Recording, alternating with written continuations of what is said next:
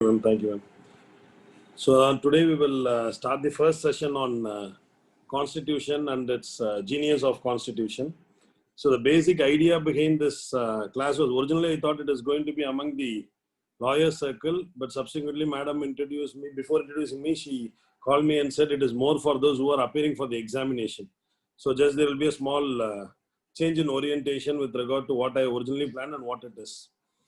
So இப்போ இதை பொறுத்த வரைக்கும் எடுத்துக்கிட்டீங்க அப்படின்னு பார்த்தீங்கன்னா கான்ஸ்டியூஷன் லாவை பொறுத்த வரைக்கும் எடுத்துக்கிட்டீங்க அப்படின்னு பார்த்தீங்க அப்படின்னா ஜென்ரலா what we learn or what we hear in our circle is that constitution law is something which is practised after 50 or after 60. இப்போ அந்த மாதிரி வந்து என்ன அப்படின்னு பார்த்தீங்க அப்படின்னா நிறைய பேர் சொல்லி கேட்டிருப்போம். Many would have heard from our seniors that constitution law is something which you can practice only after having a minimum experience of 20 years or 30 years.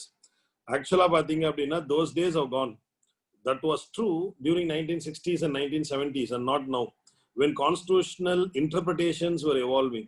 Constitutional interpretations evolve ஆகும்போது கான்ஸ்டிடியூஷன்னா என்னன்ற தாண்டி எப்படியெல்லாம் அதை இன்டர்பிரட் பண்ணலாம் அந்த மாதிரி விஷயங்கள் வரும்போது it was so. But now, most of the principles have been settled. And to be a successful lawyer, it is definitely advisable that you must be strong in the fundamentals of Constitution. Being strong in fundamentals of Constitution has become one of the most essentials for any practicing lawyer.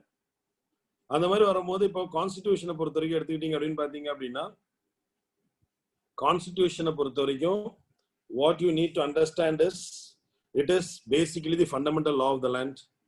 Once you are strong with the fundamentals, then automatically other law cannot go beyond that. So from academics perspective, you don't need to go into case laws and case studies initially. Slower case study, case laws vechi neenga constitution interpretations kathukiradhu oru vidham. The another form is understanding the fundamentals of constitution. Then you search on case studies. Generally what we understand is when we study in law college or when we practice, we understand constitution only from case study perspective. The difficulty now is ஒரு particular கேஸ்ல ஒரு particular provision of a constitution interpretation வருது. இப்போ for example we take the case of Sabarimala where article 14, article 21 and article 25 was interpreted. அந்த இடத்துல வரும்போது என்ன அப்படின்னு பார்த்தீங்கன்னா நம்ம as a practicing advocate you will only see only those particular articles and interpretations pertaining to those particular articles. But ஆக்சுவலா என்ன அப்படின்னு பாத்தீங்க அப்படின்னா நம்ம ஓவராலா கான்ஸ்டிடியூஷன் நீங்க படிச்சிட்டீங்க அப்படின்னா அந்த மாதிரி கேசஸ் வரும்போது உங்களுக்கு ஃபண்டமெண்டல்ஸ் லிங்க் பண்றதுக்கு யூஸ்ஃபுல்லா இருக்கும். அதே மாதிரி எடுத்துக்கிட்டீங்க அப்படின்னா இப்போ என்ஜிடில பிராக்டிஸ் பண்றீங்க இல்ல அப்படின்னு பாத்தீங்க அப்படின்னா you practice in high court are you practice in district court, wherever you practice, these fundamental principles will be very helpful for you when it comes to managing the overall situation of in a case. So அதனால என்ன அப்படின்னு பாத்தீங்கன்னா knowing constitutional law is very important. Before knowing constitutional law, you have to understand what is constitution and what are the basic fundamentals of constitution. So today's session is going to be the first session pertaining to constitution class. So I will take you to the basics of constitution. So basics of constitution, just I will go for a screen share. From the screen share, we would be taking up the class.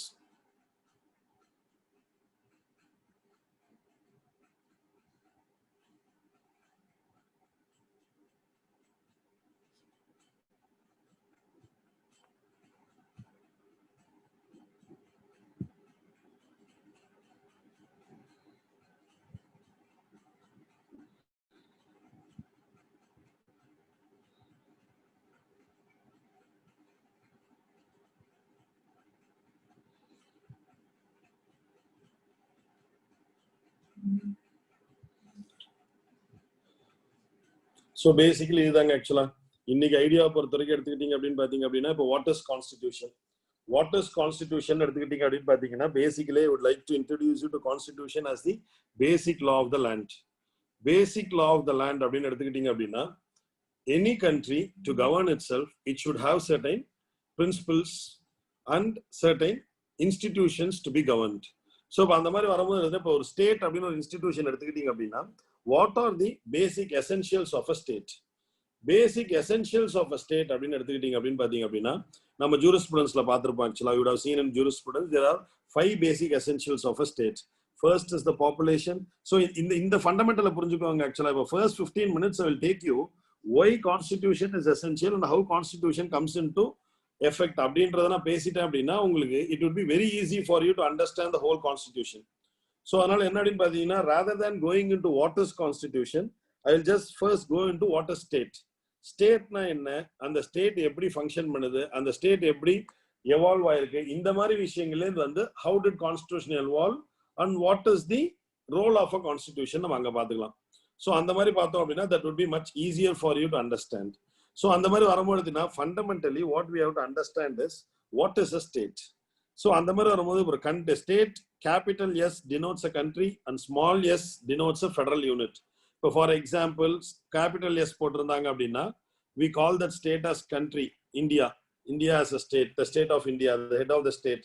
Okay, அந்த மாதிரி small s போட்டிருந்தாங்க அப்படின்னு பாத்தீங்கன்னா we depicted or we pointed towards a regional unit, state of Tamil Nadu, state of California, state of Florida, Andhra Pradesh state, இந்த மாதிரி சொல்றது.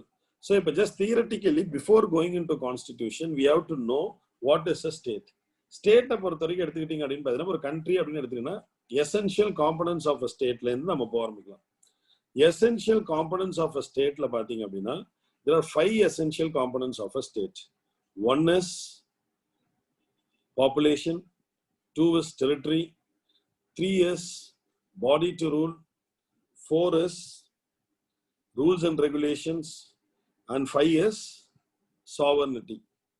திருப்பி நான் சொல்றேன். There are 5 essentials of a state. One is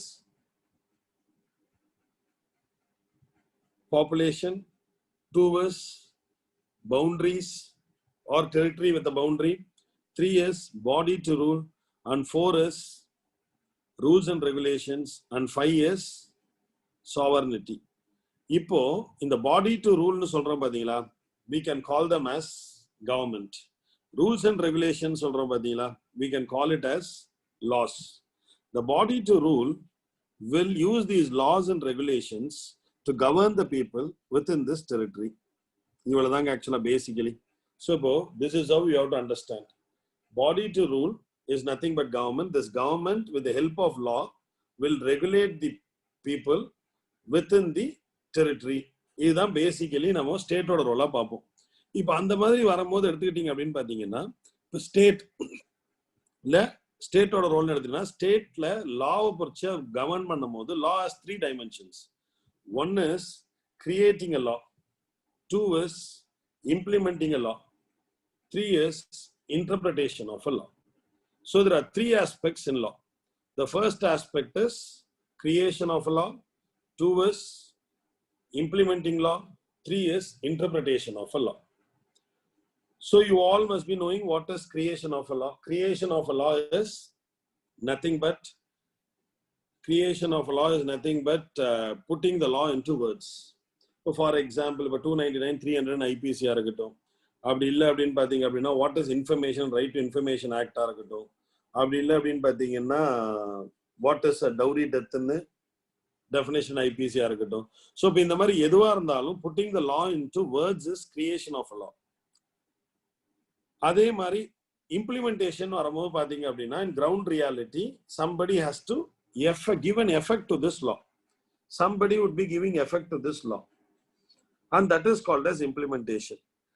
இப்போ என்ன ஆகும் அப்படின்னு பார்த்தீங்கன்னா practically in ground reality or in the implementation front there will be sometimes a deadlock between the words of the law and the action to be executed. இப்போ small examples இதுதான் நம்ம நிறைய கோர்ட்ல ரெகுலரா பார்க்கறது, நம்ம அதுதானே பார்க்குறோம். பேசிக்கலி இப்போ ஒரு சின்ன எக்ஸாம்பிள் நம்ம எல்லாருக்கும் ஈஸியா புரியுற மாதிரி நிறைய பேர் இப்போ நம்ம அந்த கேண்டிடேட்ஸ் இருக்கீங்க அப்படின்றதுனால ஒரு ஈஸி இன்டர்பிரிட்டேஷன் எடுத்துக்கிட்டீங்க அப்படின்னு பார்த்தீங்க அப்படின்னா ரைட் டு இன்ஃபர்மேஷன் ஆக்ட்ல there are 2 provisions. The one provision says on application you have to give information within 30 days if it is a normal information. But if the information pertains to life and personal liberty, you have to provide the information within 48 hours. இப்போ ஒரு பையன் காலேஜுக்கு பிஜிக்கு apply பண்றான், government காலேஜ்ல அவனுக்கு admission கிடைக்கல, ஏன் கிடைக்கலன்னு நீங்க வந்து ஒரு அப்ளிகேஷன் போட்டு இன்ஃபர்மேஷன்ல கேக்குறீங்க. He says I cannot give you within 48 hours ன்னு சொல்றான். ஏன்னா it is a normal information for the college authorities. But for you it is a information pertaining to your life.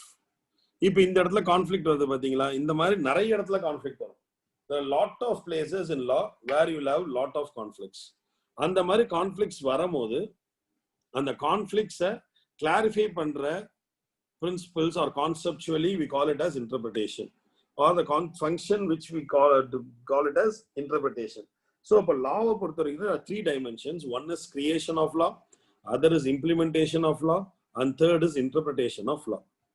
So creation of law ஒருத்தர் பண்ணுவாங்க, இப்போ அவங்களே implement பண்ணுவாங்க, அவங்களே interpret பண்ணுவாங்க. அப்படின்னா இது ரைட்டா ராங்கா அப்படின்னும் போது there are three dimensions of law அப்படின்னு அவங்க முதலே சொல்லியாச்சு. அந்த த்ரீ டைமென்ஷன்ஸுமே என்ன அப்படின்னு பாத்தீங்கன்னா மூணு வித்தியாசமான functions. All these three functions are if performed by a one single individual, would that be proper அப்படின்னா we can definitely say no, because it may result in autocracy or it may result in the whims and fancies of few individuals. So அதனால என்ன அப்படின்னு பாத்தீங்க அப்படின்னா they separated between various organs. The body which creates the law is called as legislature. The body which implements the law is called as executive. The body which interprets the law is called as judiciary. Okay, very simple logic. When you understand this, you can have a very clear idea about this. ஏன் வந்து நான் ஸ்டேட்டை first define பண்றேன் அப்படின்னா, constitution எதை பத்தி deal பண்ண போகுது அப்படின்றதே after explaining you the session I can make you understand what this constitution is going to deal with. So before knowing the constitution, let us have a simple idea about what is state. So the state is an entity which exercises control over its subject within its territorial jurisdiction. The state has to establish its sovereignty over the subject. The state will establish the sovereignty over its subject by means of law. When it comes to law, there are three dimensions in law. One is creation of law, other is implementation of law, and third is interpretation of law. இப்போ அந்த மாதிரி வரும்போது interpretation of law வரும்போது அது ஒரு branch பார்த்துக்கிறாங்க, creation ஒரு branch பார்த்துக்கிறாங்க, இம்ப்ளிமெண்டேஷன் ஒரு பிரான்ச் பார்த்துக்கிறாங்க. ஏன்னா this should not be brought into or given to one single individual. அந்த மாதிரி ஒன் சிங்கிள் இண்டிவிஜுவலை கொடுக்கறது என்ன அப்படின்னு பார்த்தீங்கன்னா we call it as unity of command ன்னு சொல்றோம். அந்த யூனிட்டி ஆஃப் கமாண்ட் இருக்கும் போது என்ன ஆகும் அப்படின்னு பாத்தீங்க அப்படின்னா there will be a very serious erosion of individual rights. So அந்த மாதிரி விஷயங்களால வரும்போது என்னன்னு பார்த்தீங்கன்னா ஆட்டோக்ரஸி அவாய்ட் பண்றதுக்காகவோ அப்படி இல்லை அப்படின்னு பார்த்தீங்கன்னா எஃபிஷியன்சி காரணங்களுக்காகவோ இது என்ன பண்றாங்க அப்படின்னு பார்த்தீங்கன்னா செப்பரேட் பண்ணிடுறாங்க. and this we call it as separation of power. Separation of power என்ன ஆயிடும் அப்படின்னு பாத்தீங்க அப்படின்னா creation of law would be given to the legislature, execution of law would be given to the executives, and interpretation of law would be given to the judiciary. So இவங்க மூணு பேரும் சேர்ந்ததுதான் state. From political science perspective or from jurisprudence perspective, we call this as a state. So அந்த மாதிரி வரும்போது what we have to understand about constitution. So what does constitution now deal with அப்படின்னு வரும்போது now we have got a clear idea about what is state, what are the branches of state or organs of the state, and what do. They create, execute and interpret law. அதுக்கப்புறம் they regulate people with the use of law. இப்ப இந்த ஸ்கீமுக்கும் கான்ஸ்டிடியூஷனுக்கு என்ன sir சம்பந்தம் அப்படின்னா, இந்த ஸ்கீமோட overall ஐடியாவே, இந்த ஸ்கீமோட overall ஷேப்பே யாரு கொடுப்பாங்கன்னா கான்ஸ்டிடியூஷன் தான் கொடுப்பாங்க. The constitution will say what is legislature, how is it created, what are its function, what will be they doing. The constitution will say who are the executives, how do they interact, how are they being formed, and what do they perform. Constitution will say what forms judiciary and how do they perform and what are their duties and how do they exercise their duties. So in short, constitution will say what are the organs of state and how these organs of state are created, legislature, executive, judiciary, and what is their interaction within them, how do they function. இதை பொறுத்தவரையும் constitution கொடுத்துரும்.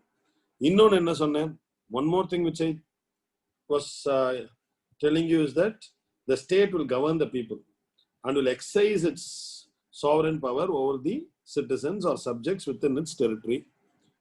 இதை பத்தி சொன்னோம். அப்போ there is a relationship between state and the citizen. The constitution will also regulate the state-citizen relationship. அதே மாதிரி national government, regional government. National government, regional government, என்ன relationship? Those things the constitution will deal. So ultimately, constitution will deal with few things. They will set out the basic framework and principles and functions of the organs of state, and they will tell out the goals of the state. They set out the relationship between state and the citizen. For example, in India, state-citizen relationship, we can clearly see from fundamental rights, DPSP, fundamental duties. இது ஸ்டேட்டுக்கும் சிட்டிசனுக்கும் இருக்கக்கூடிய ரிலேஷன்ஷிப்பை govern பண்ணக்கூடிய provisions தானுங்க. So அந்த மாதிரி வரும்போது அதே மாதிரி பிரசிடென்ட் எப்படி எலெக்ட் பண்ணுவீங்க, how is chief minister being sworn in, how is prime minister being selected, and how is council of ministers are being appointed, and what is parliament, who presides over the parliament, and who presides over the parliament when speaker is not there, and what is a money bill, how does a bill get passed. All these things are being explained in the constitution. அதனாலதான் எல்லாரும் என்ன சொல்றாங்கன்னா constitution is the basic book of the nation or basic law of the nation அப்படின்னு சொல்லுவாங்க. எந்த country எடுத்துக்கிட்டாலும் whichever country has a constitution, the constitution would be setting out the basic legal principles and the basic institutions and the organs and their functioning. So இதுதான் நீங்க basically understand பண்ண வேண்டிய ஒரு விஷயம். So அப்போ what are the functions of constitution னு கேட்டாங்கன்னா basically all constitution would be expressive of ideology. அந்த நாடோட கொள்கை என்ன, அந்த நாட்டோட கோட்பாடுகள் என்ன, அதை பத்தி டெஃபினட்டா சொல்லும். இந்தியாவை பொறுத்த வரைக்கும் எடுத்துக்கிட்டீங்க அப்படின்னு பாத்தீங்க அப்படின்னா preamble.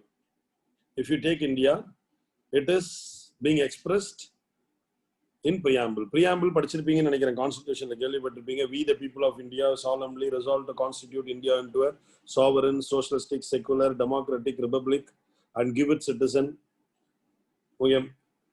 justice, social, economic, political, எல்லாம் படிச்சிருப்பீங்கன்னு நினைக்கிறேன். அதெல்லாம் என்னங்க பேசிக்கலி தி கோல்.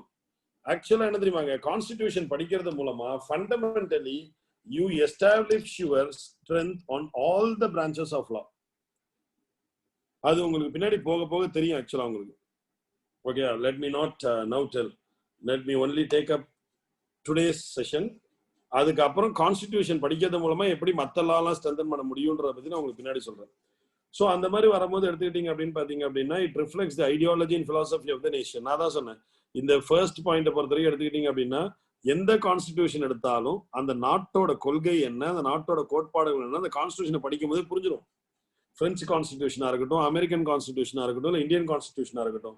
இப்போ இந்தியன் கான்ஸ்டிடியூஷன் எடுத்துக்கிட்டீங்க அப்படின்னு பாத்தீங்கன்னா we can see it in Indian constitution where we can clearly see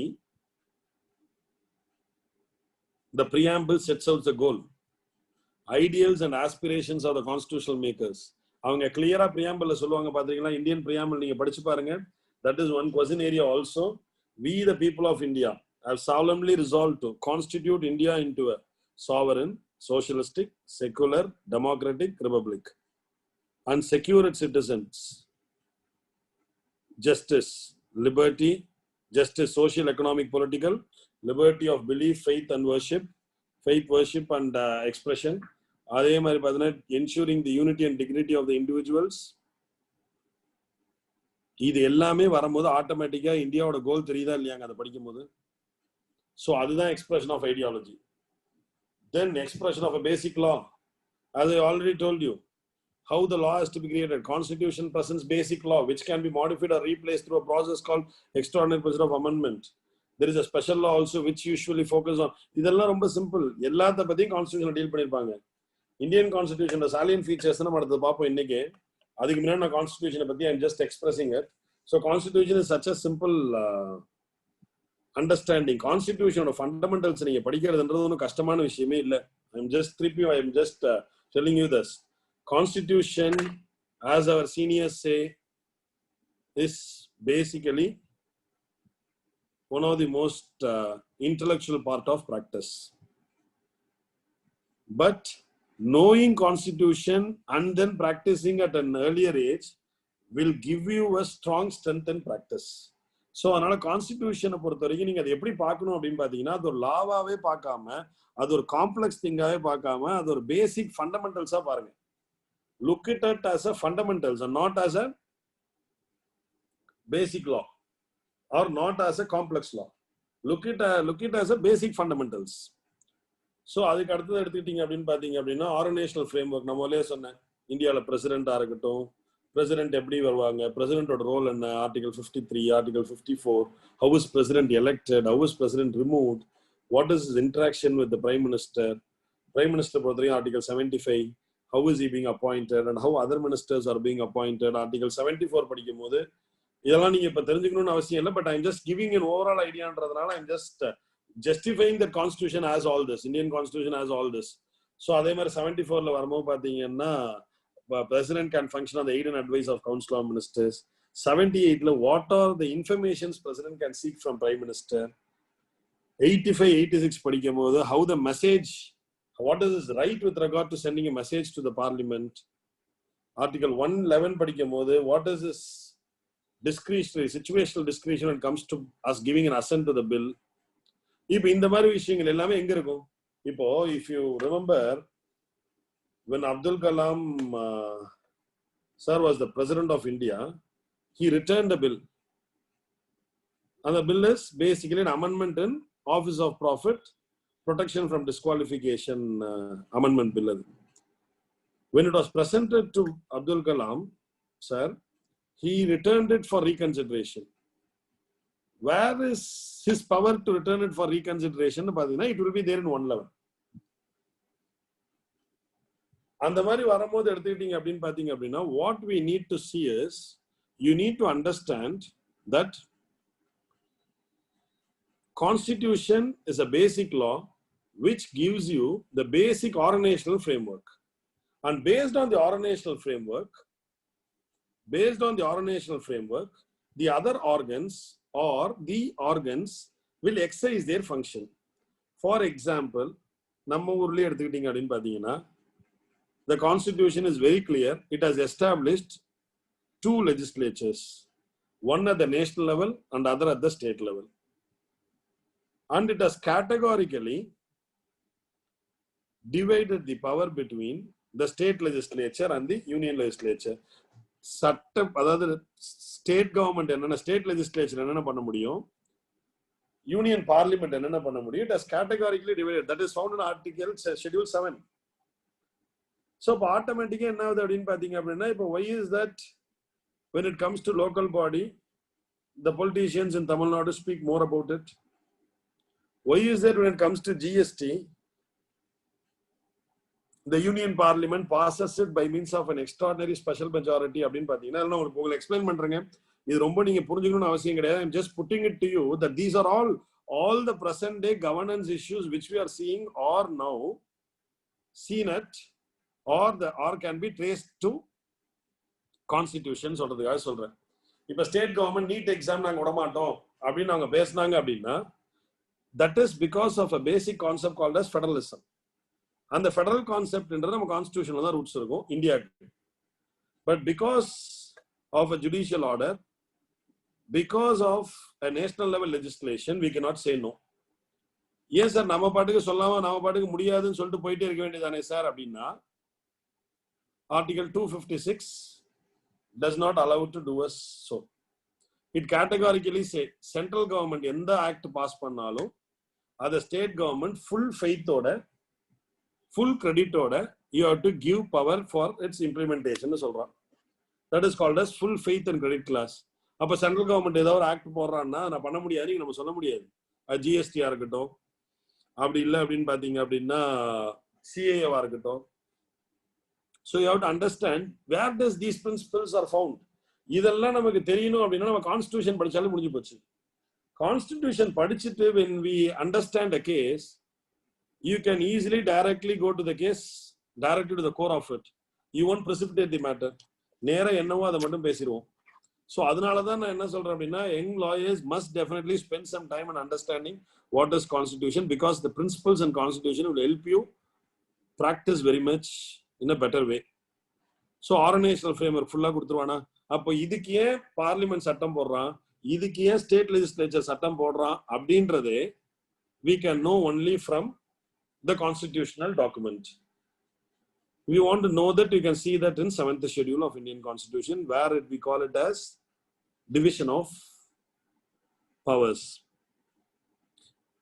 அடுத்தது levels of government. Indian Constitution categorically says there are 3 levels of governance and 2 levels of federalism. இது கொஞ்சம் உங்களுக்கு கஷ்டமா தாங்க இருக்கும். யூஸ்வலா என்னன்னு பாத்தீங்கன்னா, நான் ஆரம்பிக்கும் போது ரொம்ப ஈஸியா ஆரம்பிச்சிருவேன். பட் இப்போ நான் உங்களுக்கு கான்ஸ்டிடியூஷனை பத்தி உங்களை அண்டர்ஸ்டாண்ட் பண்ண வைக்கிறதுனால just I am going little deeper into the constitutional provisions, and then I will once we start salient features, it won't be so tough for you. So எதுக்காகனா, I'm just sensitising you to know more about constitution. That's it. கான்ஸ்டிடியூஷனை பத்தி நிறைய தெரிஞ்சுக்க வேண்டிய அவசியத்தை உங்களை நான் insist பண்றதுக்காக சொல்றேன். ஒன்றும் கிடையாது. இப்ப சபரிமலையில பெண்களை விடணுமா விட வேணாமா அப்படின்ற கொஸ்டின் வருது. அப்போ வரும்போது பாத்தீங்கன்னா, இல்ல ட்ரிபிள் தலாக் ரைட்டா ராங்கான்ற கொஸ்டின் வருது. அப்படி இல்லை அப்படின்னு பாத்தீங்கன்னா, section 377 of Indian penal code, இதெல்லாம் நீங்க ரொம்ப காமனா பார்க்கக்கூடிய கேசஸ். அதனால just I'm taking national examples to explain. Section 377 of Indian penal code has been partly set unconstitutional, though not fully. அந்த இதெல்லாம் எங்கே இருந்து, where does you take it up, where does you take it up அப்படின்னு எடுத்துக்கிட்டீங்க அப்படின்னு பாத்தீங்க அப்படின்னா, எல்லாமே கான்ஸ்டிடியூஷனல் பிரின்சிபல்ஸ்ல இருந்தா அந்த கேஸ் ஜெயிச்சது. Of late Supreme Court have been using and newer concept. இப்போ நம்ம வந்து பாத்தீங்கன்னா, இப்போ basic structure of the constitution அப்படின்றது என்ன அப்படின்னு பாத்தீங்க அப்படின்னா, நம்ம கேசவனந்த பாரதி கேஸ்ல பார்த்திருப்போம். அந்த மாதிரி பாத்தீங்க அப்படின்னா due process of law Maneka Gandhi கேஸ்ல பேசியிருப்பாங்க. அந்த மாதிரி இப்போ புதுசா என்ன ஜுடிஷியரிஸ் யூனியன் லெவல்ல சுப்ரீம் கோர்ட் லெவல்ல எல்லாம் பாத்தீங்கன்னா, இப்போ last 5 years the bus jargon was that constitutional morality.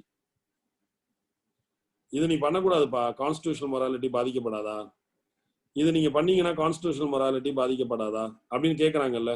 அதெல்லாம் எங்க இப்ப பெண்ணை சபரிமலைக்கு விடலாமா விடக்கூடாதா அப்படின்னா கான்ஸ்டிடியூஷனல் மொராலிட்டி அப்படின்ற கொஸ்டினை ரைஸ் பண்றாங்க.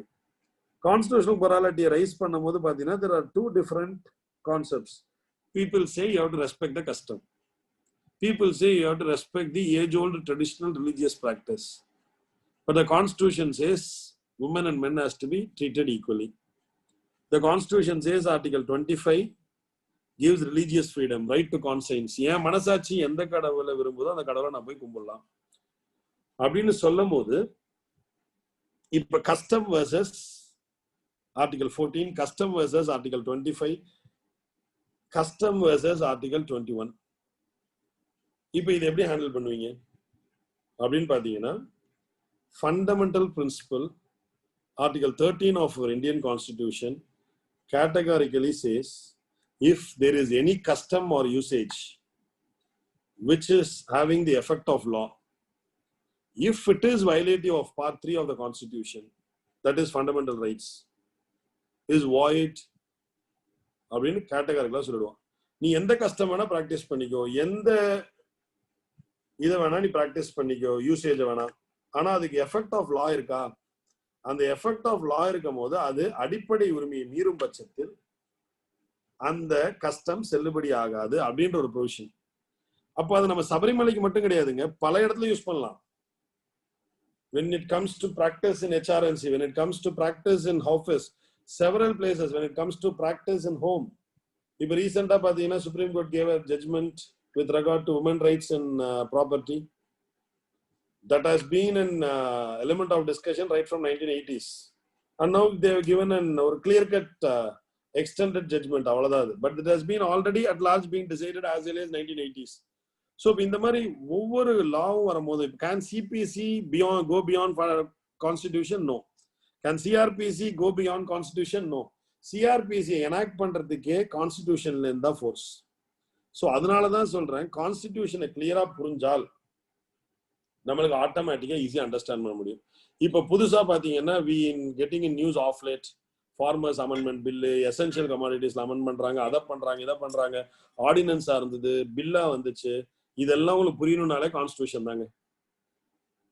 ஸோ இந்தியா இப்ப நம்ம எல்லாமே ப்ராக்டிஸ் பண்ணும்போது no doubt will have a lot of practice at with regard to violation of people's right by the government agencies. அப்போ ஆட்டோமேட்டிக்கா ரிட்டுக்கு தான் வருவோம்.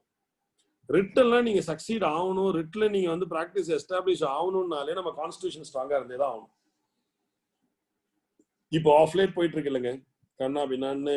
இதை பொறுத்த வரைக்கும் இப்போ ரீசெண்டா வந்து இன்னைக்கு கூட ஹரியானால வந்து இப்போ லேட்டஸ்டா இப்போ 2 o'clock நியூஸ்ல பார்த்தா ஹரியானால farmers have blocked the road. That is all because of a bill called as Farmers Bill.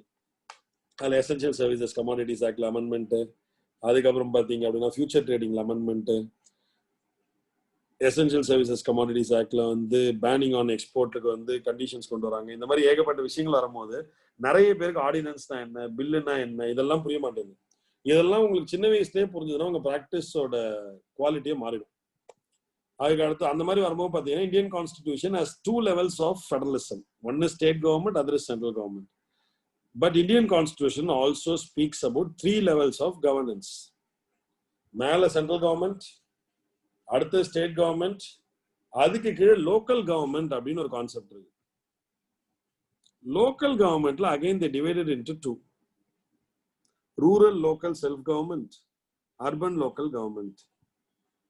இப்ப நம்ம இந்த தமிழ்நாடு ஸ்டேட்ல இருந்து இருக்கோம், நான் இந்தியாவை சேர்ந்தவன் சொல்ற மாதிரி every one of us have a local body governing us.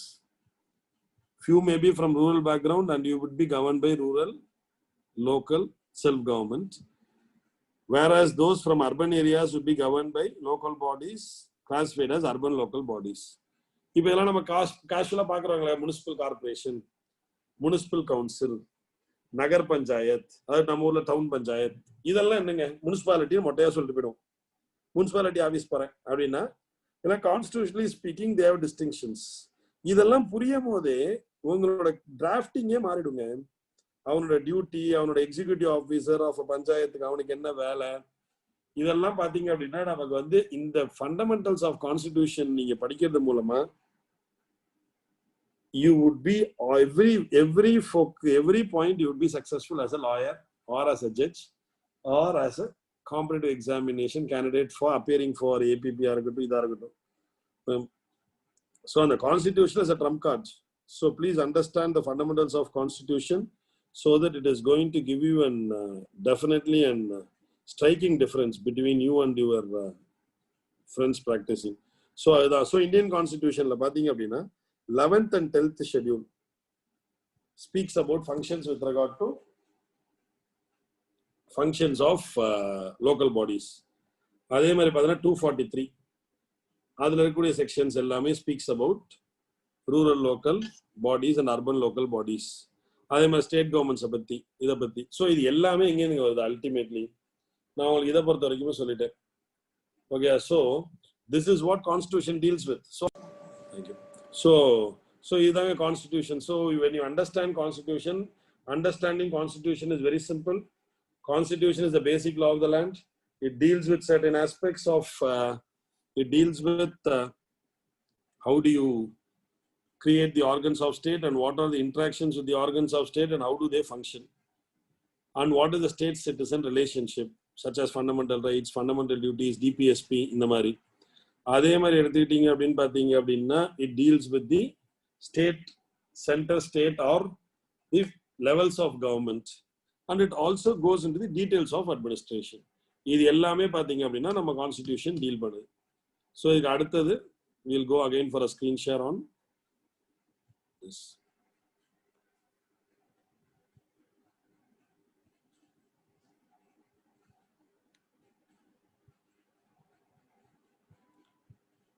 So constitutionalism பற்றி நான் கடைசியில் வரேன். making of Indian Constitution. When we finish, we'll go. Now we'll go into the salient features of Indian Constitution. So இந்த மாதிரி constitution வரும்போது பாத்தீங்க அப்படின்னா இப்போ இந்தியாவுக்கு கான்ஸ்டிடியூஷன் எப்பங்க வந்துச்சு அப்படின்னு பாத்தீங்கன்னா இந்தியாவுக்கு கான்ஸ்டிடியூஷன் பாத்தீங்க அப்படின்னா January 26, 1950 we brought it into force. November 26, 1949 we had it adopted. So இது என்ன அப்படின்னு பாத்தீங்கன்னா இந்தியன் கான்ஸ்டிடியூஷனை பொறுத்தவரைக்கும் எடுத்துக்கிட்டீங்க அப்படின்னு பாத்தீங்கன்னா one of the best constitutions of the world. அதுதான் அந்த topic, the genius of Indian constitution. நீங்க அந்த கான்ஸ்டிடியூஷன் படிக்க தெரியுங்க ஆக்சுவலா how our constitutional makers have taken so much of strain to do it. So இப்போ என்னன்னா பேசிக்கலி நமக்கு வந்து சிவில் ஜட்ஜ் எக்ஸாமினேஷனுக்குள்ள ஏபிபிக்கோ கான்ஸ்டியூண்ட் அசம்பிளியை பத்தி இல்ல அதோட கான்ஸ்டிடியூஷன்ஸை பத்தி அதை எப்படி how it has been constituted, what is it, how it happen, all these things questions will not be there much. So, but what I would like to say on that is Constituent Assembly is the basic body which gave life to Constitution. Constituent Assembly in 1946 la form பண்ணாங்க British காரங்க. Okay, it also acted as the provincial parliament for us. And the time la Constituent Assembly, after a very large debate and very larger deliberations, they brought our Indian Constitution, which was adopted on January 26, 1949. அதுக்கப்புறம் that came into adoption of January 26ல சில provisions மட்டும் force வந்தது. அதுக்கப்புறம் மற்ற provisions எல்லாம் January 26, 1947ல the whole constitution came into effect. So இதுதான் நம்ம என்ன பண்ணிடலாம் அப்படின்னு பார்த்தீங்கன்னா நேராகவே கான்ஸ்டிடியூஷன் உள்ள போயிடுவோம். இந்தியன் கான்ஸ்டிடியூஷனை பொறுத்தவரைக்கும் எடுத்துக்கிட்டீங்க அப்படின்னு பார்த்தீங்கன்னா Indian constitution is one of the most successful constitution of the world. இப்போ இந்தியன் கான்ஸ்டிடியூஷன் பெருமை எடுத்துக்கிட்டீங்க அப்படின்னு பார்த்தீங்க அப்படின்னா இதுதாங்க ஒரிஜினல் கான்ஸ்டிடியூஷனோட copy. Original copy of the Indian constitution now it is in the library of parliament of India. Helium filled சேம்பர்ல வச்சிருக்காங்க. இந்த இதுக்கு பார்த்தீங்கன்னா உள்ள ஹீலியம் அந்த இதாக கூட only 2 copies. These 2 copies are kept there. You can if you have a chance to go to parliament as a visitor somewhere, you can also see that. So இதான் இப்போ இந்தியன் கான்ஸ்டிடியூஷனை பொறுத்தவரைக்கும் எடுத்துக்கிட்டீங்க அப்படின்னு பார்த்தீங்க அப்படின்னா one of the most important thing what you have to understand about the genius of Indian Constitution, it is the most successful constitution of the subcontinent. If for example in Pakistan Constitution, you know it has failed multiple times by establishing military rule. Afghanistan, you know what did Taliban do to Afghanistan. Then you know China, immediately after independence it has come under the influence of Maoist. You know Nepal, 2008 la Maoist regime has captured it and now Nepal has its own new constitution. Bhutan, the leader itself surrendered, fearing it may not be good in the long run. Myanmar, you know military rule. அதே மாதிரி எடுத்துக்கிட்டீங்க அப்படின்னு பார்த்தீங்கன்னா ஸ்ரீலங்கால constitution failures நீங்கள் எத்தனை வாட்டி நடந்திருக்குன்னு பார்த்துருப்பீங்க. பிரசிடென்ட் பிரைம் மினிஸ்டர் கிளாஷஸ் அதெல்லாம் பார்த்துருப்பீங்க. அதே மாதிரி மால்டீவ்ஸ்ல இப்போ ரீசெண்டாக கூட அந்த பழைய வைஸ் பிரசிடென்ட் ஓடி வந்து இந்தியாவில் அசைலம் கேட்டது, இதெல்லாமும் நீங்க you'd have heard about it. So இந்த மாதிரி வரும்போது இந்தியன் சப்கான்டினென்ட்ல மோஸ்ட் சக்சஸ்ஃபுல் கான்ஸ்டிடியூஷன் அப்படின்னு எடுத்தீங்கன்னா இந்தியன் கான்ஸ்டிடியூஷன் தான். எப்படி Indian we may not have much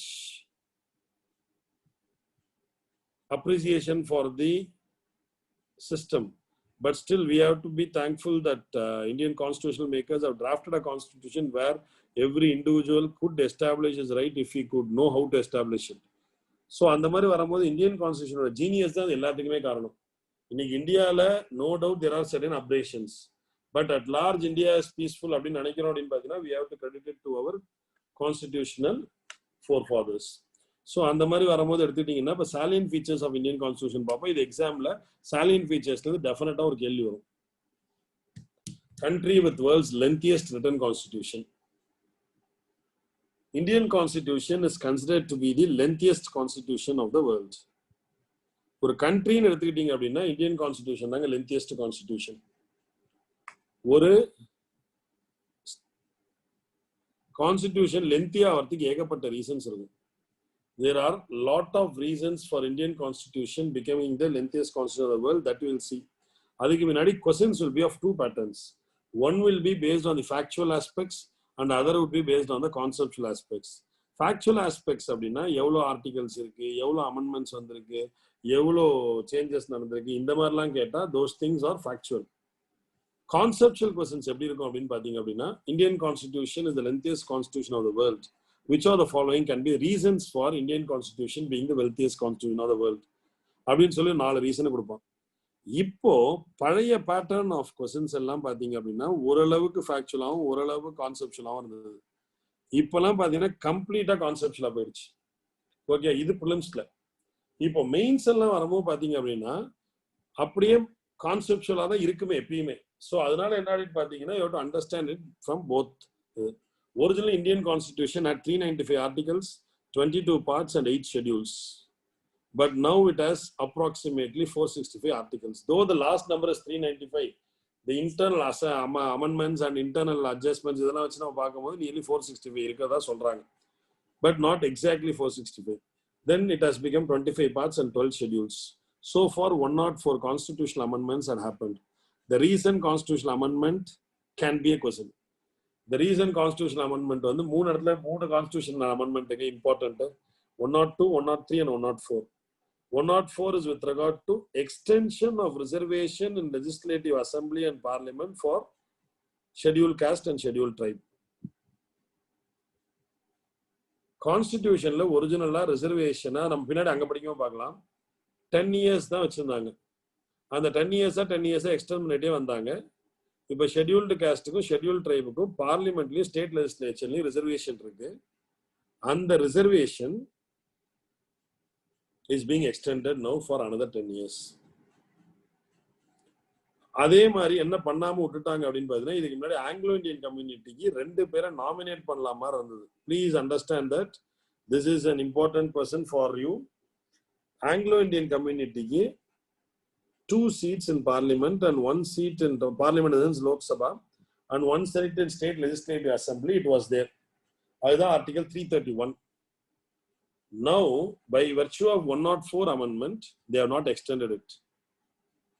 By not extending it, the Anglo-Indian representation can come only through by means of election and not by means of nomination. So you have to understand it. Exam perspective la கேள்வி கேட்க வாய்ப்பு இருக்கு. அது 104 constitutional amendment latest. Schedule caste schedule ட்ரைபுக்கு பார்லிமெண்ட்லயும் state லெஜிஸ்லேச்சர்ல இருக்கக்கூடிய reservation was extended by another 10 years. அதுக்கு அடுத்தது எடுத்துக்கிட்டீங்க அப்படின்னு பாத்தீங்க அப்படின்னா 395 ஆர்டிகல்ஸ் மாதிரியே இன்னொரு முக்கியமான அமெண்ட்மெண்ட் வந்து reservation for economically weaker section of forward community. அது 103. அதுவுமே very important question, whether the reservation will withstand constitutional scrutiny or not. அதுவே நமக்கு என்ன அப்படின்னு பாத்தீங்க அப்படின்னா it is an class for an half an hour or 1 hour minimum. So அதனால அதை அங்கே பார்த்துக்கலாம் திருப்பி ரிசர்வேஷன் பற்றி பேசும்போது.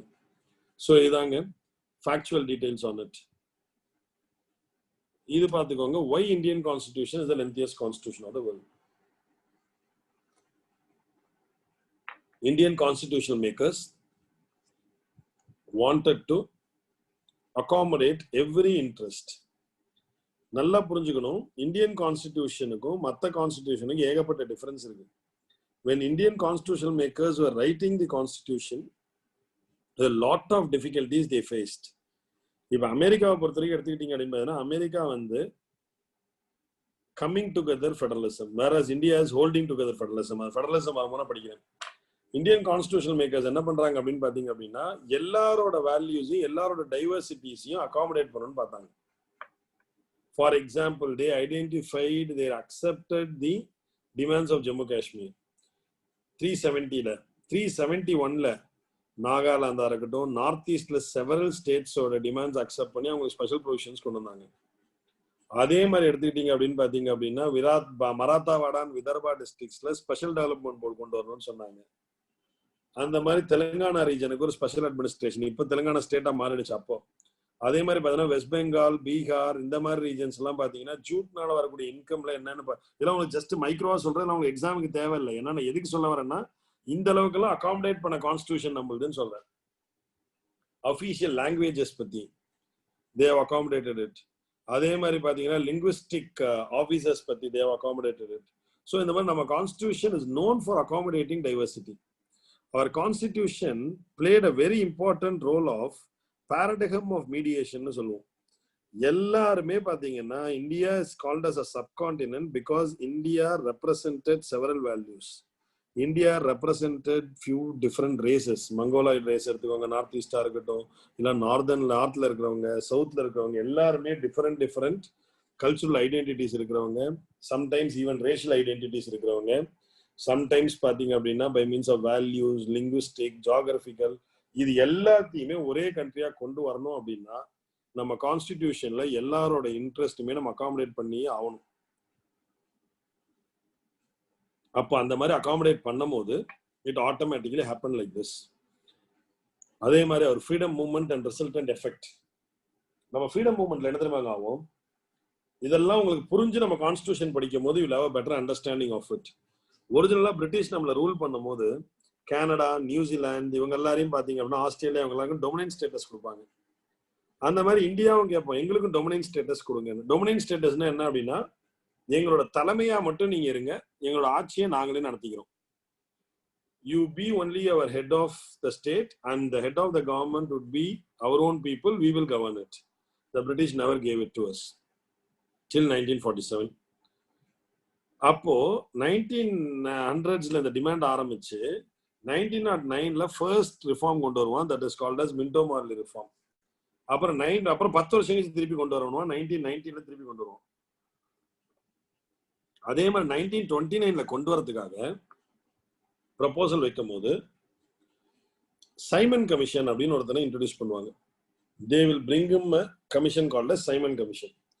Simon Commission is an all-white commission. All-white commission means Simon Commissionல members எல்லாருமே வெள்ளையர்கள் தான். All were Englishmen. When all were Englishmen, the demands of our constitutional makers or our freedom fighters were that you are going for the constitutional development of India. If you could not accommodate Indians in it, what would be the intention of the British Crown with regard to the welfare of Indians? So எங்களோட நலனை கருத்துல வைக்காத காரணத்தினாலதான் நீ வெள்ளக்காரனையே வச்சிருக்க அப்படின்றதான் உனக்கு கேள்வி. அதுக்கு British will not react much. Simon Commission will proceed. இதுதான் அப்பதான் கோ பேக் சைமன்ற போராட்டம் நடக்கும், நீங்க கேள்விப்பட்டிருப்பீங்க, அதெல்லாம் படிச்சிருப்பீங்க. அதுக்கு அப்பதான் நம்ம முடிவு பண்றோம் நேரு கமிட்டின்னு ஒன்று ஃபார்ம் பண்றோம். நேரு கமிட்டி என்னன்னு பாத்தீங்கன்னா, ஜவஹர்லால் நேருவோட அப்பா மோட்டிலால் நேரு, நாட் ஜவஹர்லால் நேரு. அவர் தான் first attempt to right Indian constitution கொண்டு வராரு. அதுலயே ஃபண்டமெண்டல் ரைட்ஸ் ஏகப்பட்டதுல கொண்டு வராங்க. But that constitution could not establish because of Hindu-Muslim divide of 1920s. அந்த டிவைட்னால அவங்களால அதை எஸ்டாப்ளிஷ் பண்ண முடியல. அதுக்கப்புறம் என்ன ஆகுது அப்படின்னு பாத்தீங்கன்னா, கொஞ்சம் கொஞ்சமா கான்ஸ்டிடியூஷன் டெவலப் பண்ணா இதை வேணும் அதை வேணும்னு போராட்டம், அது இதுன்னு சொல்லி அப்படியே quit India movement, civil distribute movement, அப்புறம் பாத்தீங்கன்னா குவிட் இந்தியா மூவ்மெண்ட், பூர்ண ஸ்வராஜ் ரெசல்யூஷன், இப்படியே ஒவ்வொன்னா கேட்க கேட்க கேட்க அவன் பிரிட்டிஷ் என்ன பண்றான் அப்படின்னு பாத்தீங்கன்னா கொஞ்சம் கொஞ்சமா கொடுக்க ஆரம்பிக்கிறான். ஆனா அவனுக்கு வந்து இந்தியாவை யுனைடடா கொடுக்கறதுக்கு இஷ்டம் இல்லை. இந்தியாவை he would only break it and give. அதான் ஒரிஜினல் பிளான். அது மாறிடும். அது ஏன் நமக்கு இப்ப தேவை கிடையாது, இங்க நமக்கு தேவை கிடையாது. That is out of history of India. He wants to balkanize India and give, but fortunately because of World War II he would be forced to give India as a bigger India.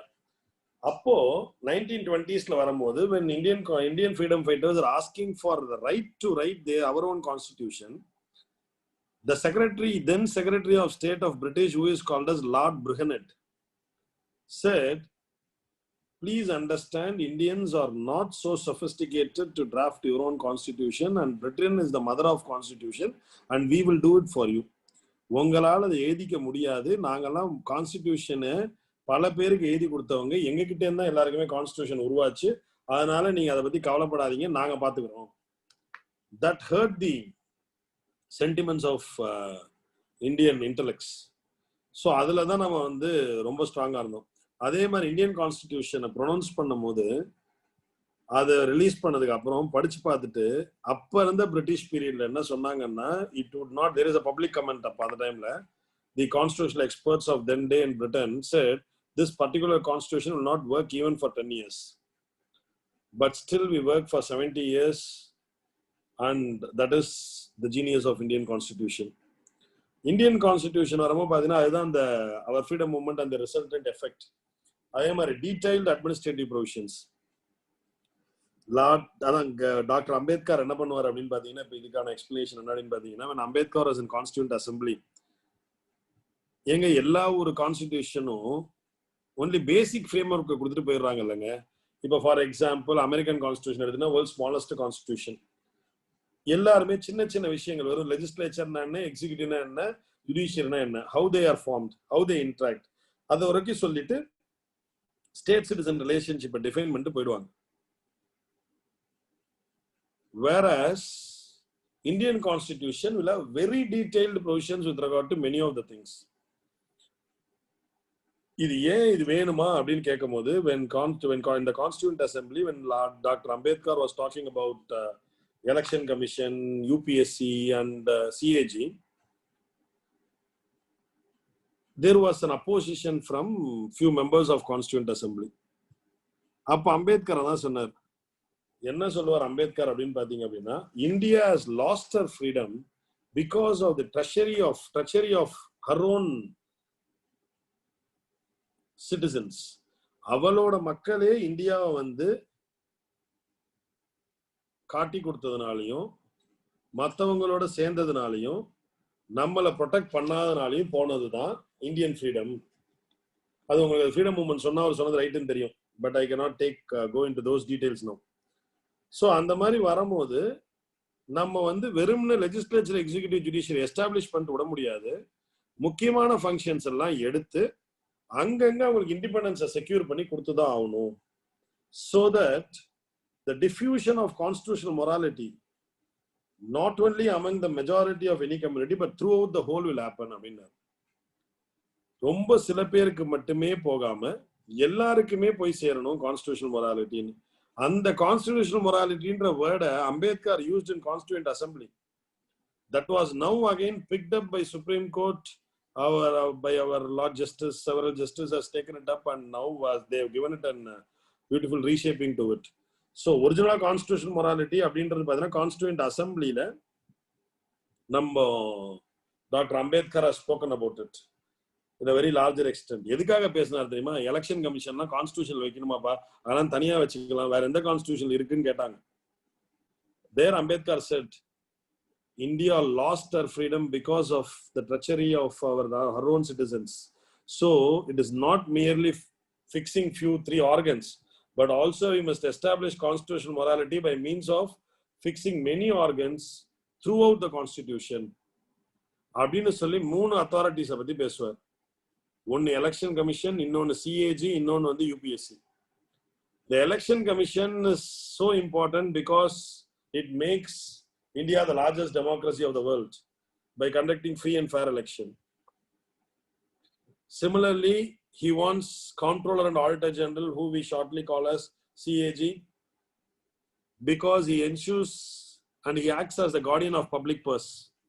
அவர் தானே தலைமை தணிக்கை அலுவலர். அவர் தானே 2G scam கண்டுபிடிச்சது, அவர் தானே Commonwealth scam கண்டுபிடிச்சது, அவர் தான் போஃபோ scam கண்டுபிடிச்சது, அவர் தான் முந்திரா டீல் கண்டுபிடிச்சது, அவர் தான் சிவப்பட்டி ஊழல் கண்டுபிடிச்சது, அவர் தான் ஃபாடர் ஸ்கேம் கண்டுபிடிச்சது. அது மாதிரி ஏகப்பட்ட விஷயங்கள் அவர் பண்ணார். ஏன்னா பப்ளிக் மணியோட அக்கௌண்டபிலிட்டியை என்ஷூர் பண்றதுக்காக. ஸோ அதெல்லாம் டெஃபினட்டா கான்ஸ்டிடியூஷனுக்குள்ள வச்சுதான் ஆகணும்னார். UPSC, Union Public Service Commission and State Public Service Commission, he wanted to be definitely a part of Constitution because he said civil service is the steel framework of the nation. பியூரோக்ராசிக்கு independence இருக்கணும்னா அவனை create பண்ற பாடி ஹானஸ்டா இருக்கணும், அவன் create பண்ற பாடி அவனை மெரிட்ல create பண்ணணும், அவனுக்கு கான்ஸ்டிடியூஷனல் ப்ரொவிஷன் கொடுக்கணும்னாங்க. அதனாலதான் பப்ளிக் சர்வீஸ் கமிஷன்ஸ்ல ஒரு சின்ன சின்ன ஊழல் நடந்தா கூட அந்த நேஷனல் லெவல்ல ஊதுறதுக்கு காரணம் என்னன்னா, it is a constitutional body where we cannot even expect of that. So அதுதான். ஸோ அந்த மாதிரி வரும்போது எடுத்துக்கிட்டீங்க அப்படின்னா detailed administrative provisions. That is why. இது மட்டும் கிடையாது, இதை தவிர லிங்குவிஸ்டிக் ஆஃபீஸர்ஸ் இருக்கு, SC commission, ST commission, OBC commission, பின்னாடி அமெண்ட்மெண்ட்ஸ்ல attorney general, advocate general, we have lot of other functionaries which has been brought into the administrative provisions, which also makes the Indian Constitution bulkier. Are the conventions of various constitutional amendments. Okay, conventions of various constitutions have been brought into here as constitutional provisions, amendments. Now, Article 74 body, the Prime Minister has to listen to the aid and advice of Council of Ministers. The President has to listen to the advice of Council of Ministers headed by Prime Minister. இது பிரிட்டன்ல ஒரு convention, அங்க அது ஒரு பழக்கம். நம்ம ஊர்ல அது ஒரு கான்ஸ்டிடியூஷனல் ப்ரொவிஷன். 75 எப்படி president appoint, prime minister appoint பண்ணணும், அது அங்க ஒரு பழக்கம், கன்வென்ஷன், தொட்டு வந்த பழக்கம். In Britain it is a practice, whereas here or Britain it is a practice or a convention, whereas here it is a constitutional provision. So அந்த மாதிரி வரும்போது பார்த்தீங்க அப்படின்னா 111 சொன்ன பாருங்க, பட்ஜெட் மேக்கிங்கா இருக்கட்டும், அசென்ட் டு பில்லா இருக்கட்டும், இது மாதிரி பல விஷயங்கள் மற்ற கண்ட்ரீஸ்ல இருக்கக்கூடிய practice. Here it has been brought in as a constitutional provision. In under Article 85, President can directly send a message to the Parliament, which is not available in Britain Constitution or in the Britain practice. Whereas in America, it is a convention, where in case the President feels there is no cooperation by the legislature, Congress, he can send message to the Congress pertaining to any specific message or any specific bill. The same practice of US has been brought and kept in Article 85 of Indian Constitution. Either Indian Constitution bulkier ஆகுது. Adopted various provisions. Indian Constitution is said as bag of borrowed materials. அதை பற்றி நம்ம அடுத்த article அடுத்ததில் படிப்போம், அதுக்கு அப்புறம் பார்ப்போம் அதை. ஸோ அதனால நிறைய பேர்கிட்ட வாங்கி நமக்கு தகுந்த மாதிரி அதை மாடிஃபை பண்ணி போட்டால் என்னங்க ஆகும்? Indian Constitution bulkier தானே ஆகும். Single constitution for the whole nation. Unlike America, where there will be two constitutions, one for the whole nation and other for the state alone. Or the dominance of legal luminaries.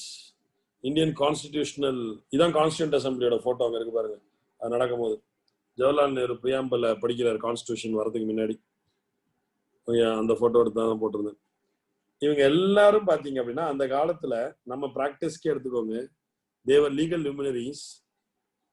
They discussed in such a fashion that it created an beautiful genius called as Indian Constitution. So அவங்க இருந்தாலே ஆட்டோமேட்டிக்கா ஒவ்வொன்னா பேசி எடுத்து பண்ணி 70 வருஷம் கழிச்சு கூட இன்னும் கான்ஸ்டியூஷன்ல லாட் ஆஃப் திங்ஸ் அன்எக்ஸ்ப்ளோர்டா இருக்குல்லங்க. Okay, so that is the beauty of that. So இதுதான், these are the reasons. ஏன்னா உங்களுக்கு மெயின்ஸ் மாதிரி எழுதும் போது இது கேள்வியா வரதுக்கு வாய்ப்பு இருக்கும், பிலிம்ஸ் மாதிரி வரும்போது அது கேள்வியா வரதுக்கு வாய்ப்பு இருக்கும். But we don't know whether they are going to ask questions based on this or based on provisions or based on case laws. But without understanding these things, you cannot directly study case laws academically. Practice-க்கு out of practice நீங்க அந்த case லாவை படிச்சு அந்த ப்ரொவிஷனை காமிச்சு அந்த இடத்த காமிச்சு அதுலேயே நம்ம ஒரு தப்பிச்சுக்கலாம். But if we want to understand it fully, we can understand it only from the fundamentals. இதுல ஏதாவது டவுட் இருந்தாலும் கேட்டுருங்க. You can ask me if you have any doubts in the comment section. Any immediate doubts? அவங்க டவுட்ஸை கடைசியில் வச்சுக்கலாம் தாங்க madam. Sorry.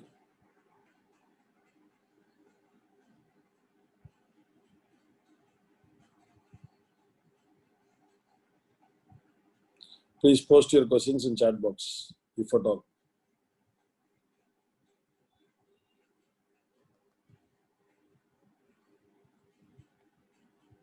No questions.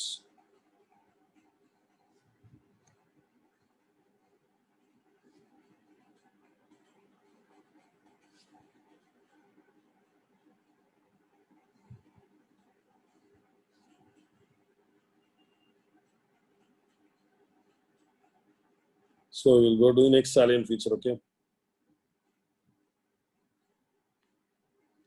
Sivakumar Kettukar, what is the difference between an unwritten constitution and written constitution? Good question. Written constitution அப்படின்றத எடுத்துக்கிட்டீங்க அப்படின்னு பார்த்தீங்கன்னா the constitution would be written, whereas unwritten constitution பொறுத்த வரைக்கும் எடுத்துக்கிட்டீங்க அப்படின்னா the constitution would be by means of practice, convention and other institutions which have been already established. So அந்த மாதிரி வரும்போது the glaring example of unwritten constitution is Britain constitution. அதுக்கு தான் ஒரு கேள்வி கேட்டிருப்பாரு, பிரிட்டன்லயே ஒரு constitutional expert, does not Britain have a constitution? Britain have a constitution, no doubt, but the constitution is not in the written form. You must understand, நான் இவ்வளவு நேரம் சொன்ன பாத்தீங்களா, இந்தியால இதெல்லாம் உருவாக்குனது the Constitution of Indiaன்ற legal, basic legal document. These basic legal document developed the Constitution of India, and based on this things have been set up. But what you have to understand here is, if there is not going to be any written constitution, that does not mean the country does not have a constitution. If there is no constitution written, the institutions are the constitution. ரொம்ப simple.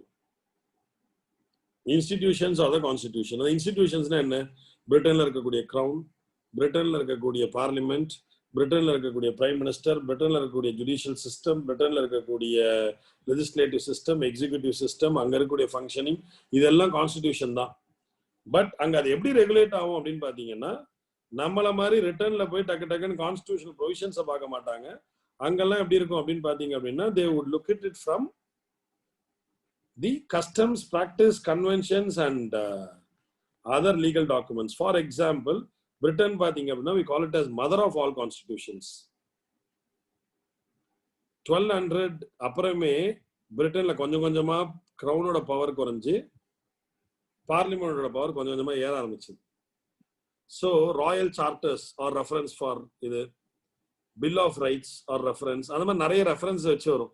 So unwritten constitution அப்படின்னா நம்ம ஊர்ல இருக்க மாதிரி அந்த constitution ரிட்டனா இருக்காது, அவ்வளவுதான் தவிர அங்க கான்ஸ்டிடியூஷன் இல்லைன்னா கிடையாது. Unwritten constitution means institutions. புரிஞ்சுதா உங்களுக்கு? You understood, Sivakumar?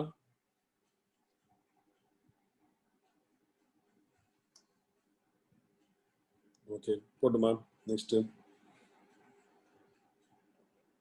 So unwritten constitution means there is no constitution கிடையாது. Unwritten constitution means it is having institutions others as constitution, but not regulated by in a written format, but regulated by means of conventions, practice, interpretations, bill of rights and charters like that. So the next salary feature போலாம்.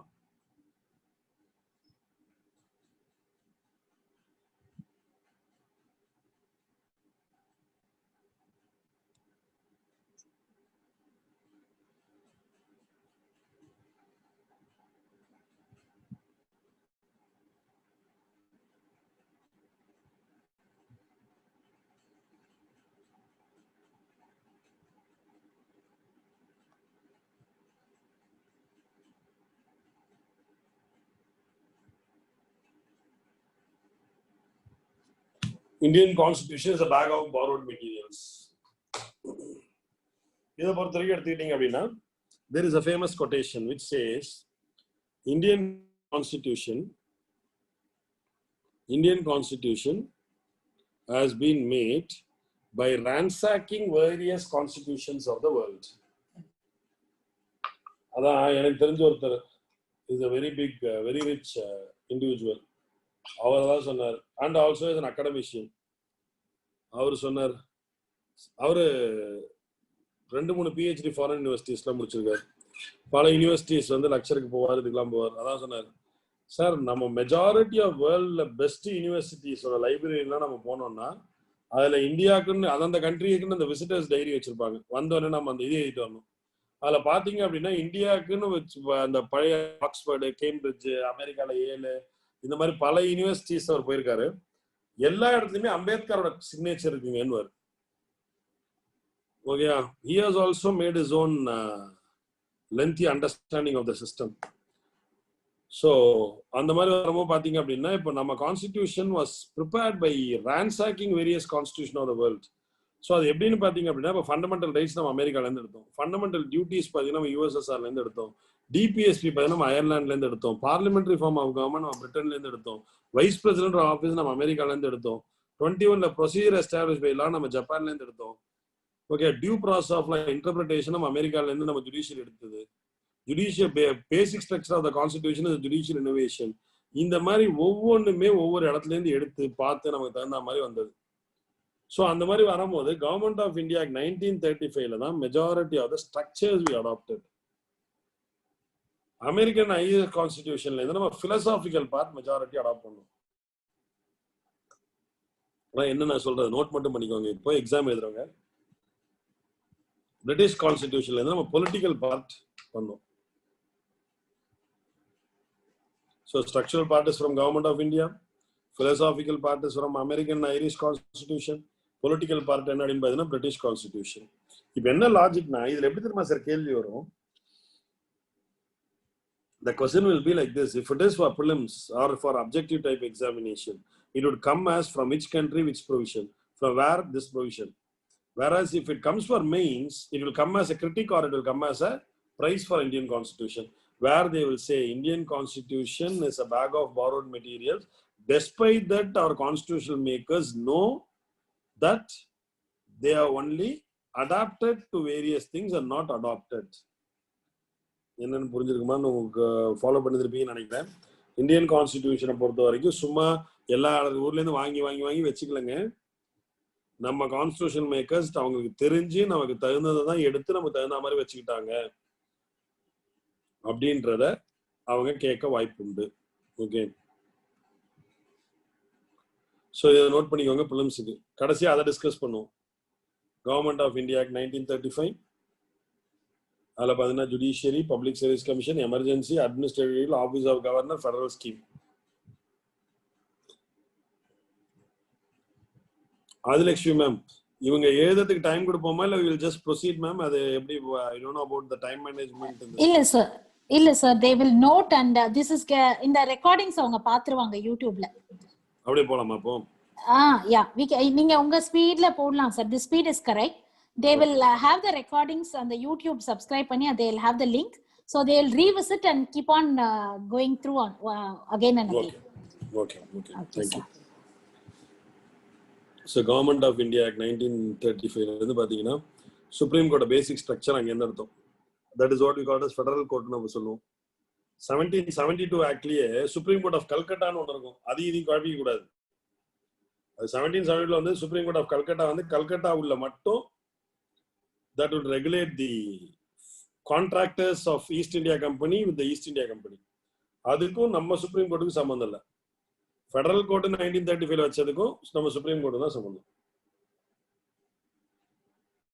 அதே மாதிரி public service commission, federal public service commission 1935 ஆக்ட்ல தான் வரும். 1919 ஆக்ட்ல தான் ப்ரொவின்ஷனல் public service commission வரும். அதுல தான் speciality என்னன்னா first public service commission in India is Madras public service commission. இப்போ டிஎன்பிஎஸ்சின்னு சொல்றோம் பாருங்க. இந்தியாவிலே முதல் பப்ளிக் சர்வீஸ் கமிஷன் இந்தியாவில் வந்தது இதுல வந்தது தான். ஸோ அதான் அதுக்கு அடுத்து பார்த்தீங்க அப்படின்னா எமர்ஜென்சி 352, 356, 360 எல்லாம் நம்ம டைம் வந்து நம்ம ஃபுல்லாகவே பார்ப்போம். Federal scheme, office of governor, okay, இது எல்லாமே என்ன அப்படின்னு பார்த்தீங்கன்னா we had it through Government of India 1935. British கான்ஸ்டிடியூஷன்ல என்ன நடத்திருக்கோம் பாருங்க. Parliamentary government, rule of law, legislative procedure, single constitution, single citizenship, cabinet system, prerogative rights, parliamentary privileges, bicameralism. So parliamentary government அப்படின்னா parliamentary form of government இப்போ இருக்கு பாத்தீங்களா? There will be a governor, there will be a chief minister headed by councillor. So councillor is headed by chief minister. அதே மாதிரி பாத்தீங்க அப்படின்னா அதெல்லாம் நம்ம பின்னாடி பார்ப்போங்க. பார்லிமெண்டரி ஃபார்ம்னா என்ன இதெல்லாமே வில் சி. ஸோ அதெல்லாம் அடுத்தது rule of law. Rule of லானா உங்களுக்கு என்னன்னு தெரியும்? Rule of law is originally propounded by a district judge, by a judge in Britain and subsequently glorified by and made a extensive research by A.V. Dicey. Rule of law, what is rule of law? பார்த்தீங்கன்னா article 14ல அதோட traces we can have. Rule of law மூணு விஷயம். Rule of law is the basis of any democracy. Rule of law is the basis for any country which claims their citizens' right are being protected. Rule of law மூணே rule தாங்க. Rule of லாவே நமக்கு நிறைய பேருக்கு தெரியாம இருக்கும் ஆக்சுவலா sometimes unfortunately. நான் சொல்றதை நோட் பண்ணிக்கோங்க. அதான் rule of law. Rule of law is no one is above law and everybody is subject to the authority of law. First, யாருமே சட்டத்துக்கு மேல கிடையாது, எல்லாருமே சட்டத்துக்கு கட்டுப்பட்டவர்களே.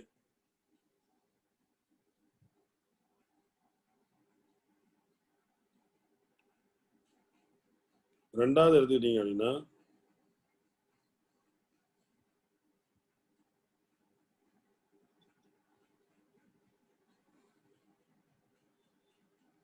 no one can be punished except for breach of law.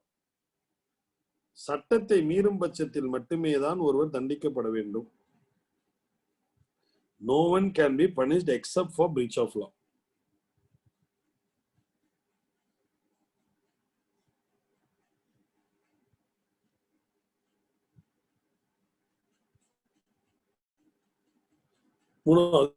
All are equal before ordinary courts of the land.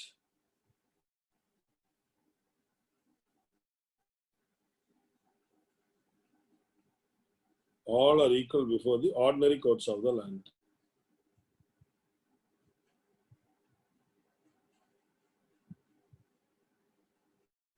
இதுல inherent derivations என்னென்ன rule of law? The principle is that the supremacy of law will prevail. There has to be an accountability to the law. Third is there has to be a fairness in application of the law.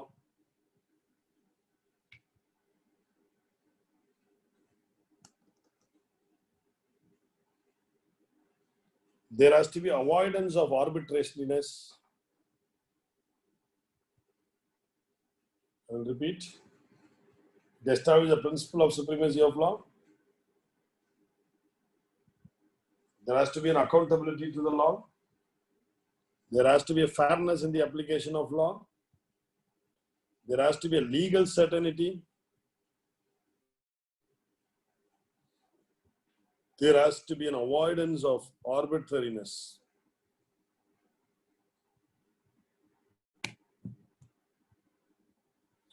There has to be a procedural and legal transparency. ப்ராப்ளமே என்ன தெரியுமாங்க, நீங்க constitution லா படிச்சிட்டீங்கன்னா நிறைய case நம்ம எடுக்கவே மாட்டோம். Client வந்தா நல்லா தரவா படிச்சுட்டா. அது எங்களுக்குலாம் என்ன பிரச்சனை வரும்னா, கவர்மெண்ட் சைட்ல சப்போஸ் இருக்கும் அப்படின்னா, இப்ப கவர்மெண்ட்ல ஏதாவது தப்பு இருக்கு அப்படின்னா, இப்ப கான்ஸ்டிடியூஷன்ல அந்த ரூல் ஆஃப் லா பிரின்சிபல் தரவா உங்களுக்கு புரியுது கான்செப்சுவலானா, நம்ம ஆளுங்க தப்பு பண்ணியிருந்தா அதை நமக்கு டிஃபெண்ட் பண்ணவே வராது. அப்படியே சரண்டர் ஆயிடும். சம்டைம்ஸ் தான் ஜட்ஜி கிட்ட தப்பு பண்ணிட்டோம், நீங்க தயவு செஞ்சு பார்த்து ஏதாவது பண்ணி கொடுங்க, தப்பு பண்ணதுக்கான இன்டென்ஷன் கோயிலை காப்பாத்ததா அதை காப்பாத்ததா நம்ம சொல்லணும் ஆக்சுவலா எடுத்து. அப்புறம் then we have to plead with the judge or pray for pardoning us. அது அட் லார்ஜ் நல்லது. ஓகே, இது எல்லாம் என்ன லாஜிக் அப்படின்னு fundamentally you have to be strong in constitutional law. Constitutional law ஸ்ட்ராங்கா இருந்தீங்க அப்படின்னா உங்க பிராக்டிஸோட ஸ்டைல் மாறிடும், பிராக்டிஸோட கிளாரிட்டி மாறிடும். Next is legislative procedure. இப்போ வருது பாருங்க, ஆர்டினன்ஸ்ன்றாங்க, பில்லுன்றாங்க. என்னதான் பையன் ஒருத்தர் நேத்தி காலையில கிளாஸ் எடுக்கும் கேட்டா, what is the difference between ordinance the bill அப்படின்னா, Indian constitution the only constitution which provides for ordinance. பிரிட்டன்ல பிராக்டிஸ்ல இருந்தது, இப்போ கிடையாது பெருசா. ஓகே, ரொம்ப rarely they use it.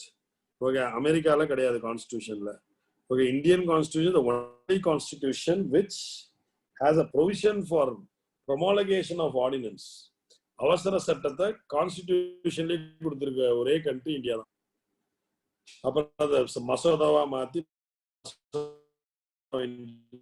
then introducing it now, that is where the difficulty goes on. Next is single citizenship. Single citizenship now தெரியும், because article 19 gives the freedom of movement all over India, freedom to reside anywhere, freedom of profession of India. Then you cannot have two citizenship. You cannot be an Tamil Nadu citizen and the nation citizen. So இந்தியாவை பொறுத்த வரைக்கும் அதெல்லாம் ஏன்றதுக்கெல்லாம் justification கிளியரா இருக்குங்க. நம்ம இப்பெல்லாம் திட்டுறோம், தமிழ் ஒதுக்கிறியா, தமிழ் ஒதுக்கிறியா, அது இதுன்னு எல்லாம் எல்லாத்தையும் அன்னைக்கே கான்ஸ்டிடியூஷனல் மேக்கர்ஸ் எக்ஸ்பெக்ட் பண்ணிட்டாங்க, ஆன்டிசிபேட் பண்ணிட்டாங்க. எல்லாத்துக்குமே justification has been given there. The problem is that you cannot argue beyond a point that what our emotionally charged politicians speak is right. Yeah, it goes against constitutional values and principles. Cabinet system. But still we have the right to dissent. Still we have right to demand for an arbitration with regard to our interest. So அதனால அது நம்ம டெஃபினட்டா கேட்க முடியும். நம்மளால கேட்கறதுக்கு நமக்கு உரிமை இருக்கு. But ultimately it is pro center. அது ஏன்றது நம்ம will see later. Next is cabinet system. Cabinet system is also a borrowing from Britain. Cabinet என்றது அங்கே உருவான அது ஃபர்ஸ்ட் கிளாஸ் கதை. அதெல்லாம் நம்ம வந்து எப்படின்னா பின்னாடி ஒரு செஷன் மாதிரி போட்டுக்கணும். ஆக்சுவலா evolution and dimensions of constitution ஒரு 20-25 கிளாஸ் போட்டு we must go into all those things which will enhance our knowledge on cabinet and enhance the knowledge on constitution.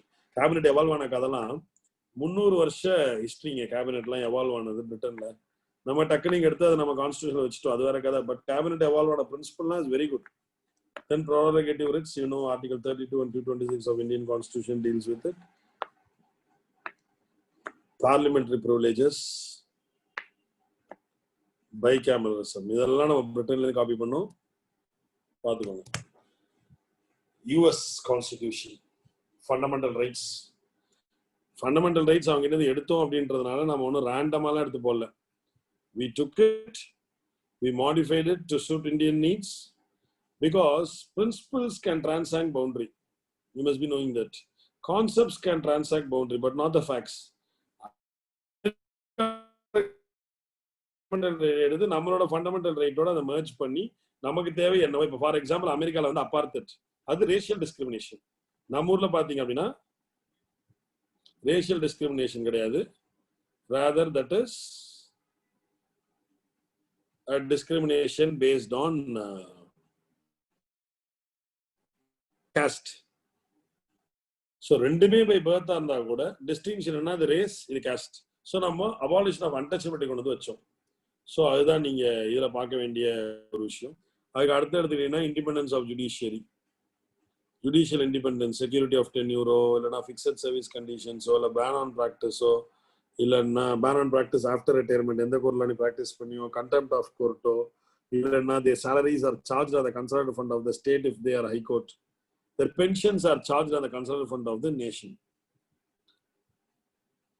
For Supreme Court judges, their salaries are charged. இதெல்லாம் நம்ம very important things which we'll see if we have time to see. Budget making அதெல்லாம். அடுத்து judicial review. Judicial review பாத்தீங்க அப்படின்னா though it is a inherent power of a court, it is in the case of the Bharati case where judicially openly pronounced, and then subsequently in Maneka Gandhi case it's a due process of law is also part of Indian constitutional scheme. Or the impeachment of the president. President or impeachment procedure பாத்தீங்கன்னா நம்ம அங்கே இருந்து அர்த்தம். அதே மாதிரி எடுத்துக்கிட்டீங்கன்னா removal of Supreme Court judge, அதுவும் அங்கதான் அர்த்தம். Removal of Supreme Court judge and high court judges and post of vice president. நம்ம ஊர்ல வைஸ் பிரசிடென்ட்டுக்கு பெருசா வேலையே இருக்காது as long as chief minister, prime minister is president. Okay, sorry, not prime minister. As long as president is present, president oda post vacant aanalo, president absent aanalo, on absence president vice president பாருன்னு சொன்னாதான். இதெல்லாம் நமக்கு இப்ப சுத்திக்கு இங்க எக்ஸாமுக்கு தேவையில்லை, உங்களுக்கு சொல்ற ப்ரொசீஜர்ல. ஸோ இது மனப்பாடம் பண்ணிக்கணும்.